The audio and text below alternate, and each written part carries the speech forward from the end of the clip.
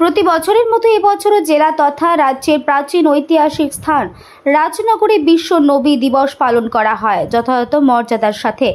অত্যাধিক বৃষ্টি, ঝোড়ো হাওয়া, প্রাকৃতিক দুর্যোগ সত্ত্বেও রাজবাড়ি ইমামবাড়া মাদ্রাসা শাহবাজিয়া প্রাঙ্গণ থেকে বর্ণাঢ্য শোভাযাত্রা বের হয়, এলাকা পরিক্রমা করে।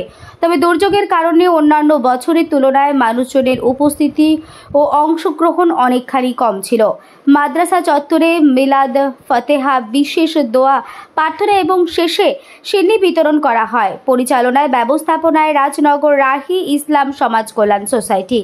জাতি ধর্ম নির্বিশেষে সকলকে আয়োজকদের পক্ষ থেকে শান্তি ও সম্প্রীতির বার্তা দেওয়া হয়। হাজির ছিলেন বিভিন্ন মসজিদের ইমাম, আলেম, উলেমাগণ, এছাড়াও রাহি ইসলাম কমিটির প্রতিনিধি সদস্যরা, মাদ্রাসার শিক্ষক, ছাত্রবৃন্দ সহ। সেই সাথে মাদ্রাসার ভূমিদাতা পরিবারের ও রাজ পরিবারের সদস্যরা হাজির ছিলেন।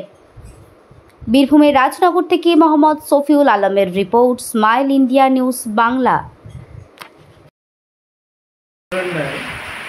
এবছরও হযরত মুহাম্মদ সাল্লাল্লাহু আলাইহি ওয়াসাল্লামের জন্মদিন উপলক্ষে আজকে একটা বিরাট সমারোহের সাথে এই জন্মদিবস পালন করা হলো।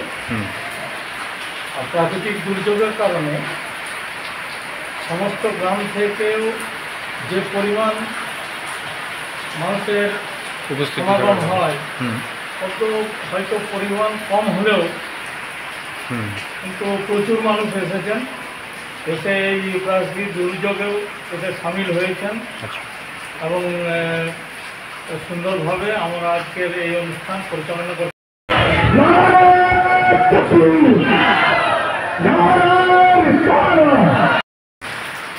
বিসমিল্লাহির রহমানির রহিম। আজ 12 রবিউল আউয়াল রাজনগর রাহি ইসলাম সমাজ কল্যাণ সোসাইটি প্রতি বছরে নেই, এই বছরও সানন্দে খুব ভালোভাবেই বিশ্ব নদী দিবস পালন বা উদযাপন করেছি আমরা।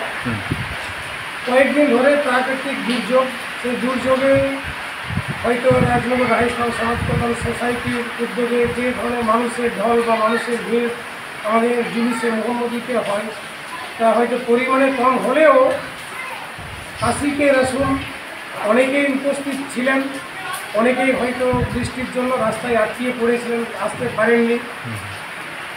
প্রতি বছরে নেই, এবছরও খুব ভালোভাবে আমরা तेरा प्यारा नाम लूंगा।